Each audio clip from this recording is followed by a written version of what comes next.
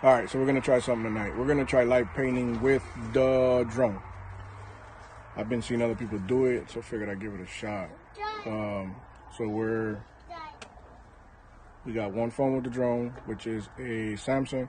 We got an iPhone recording this on a DJi Osmo 2, and cameras an EOS R with the 24-105 4L lens. That's the widest I got right now, so that's what we're using. All right, excuse the quality, but hey, this is what we got. So this is pretty much gonna be the setup. Like I said, it's gonna be an EOS R with a 24-105. It's a stock 2003 Nissan Murano.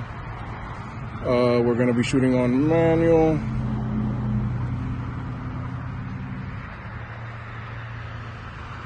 Actually, no. We're gonna go shoot on mode.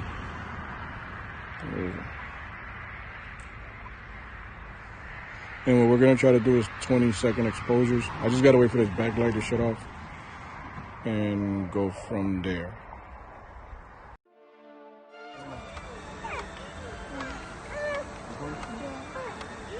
All right, we're doing pass 1. We're shooting at 5.6 ISO Depo 400. On Da Beat.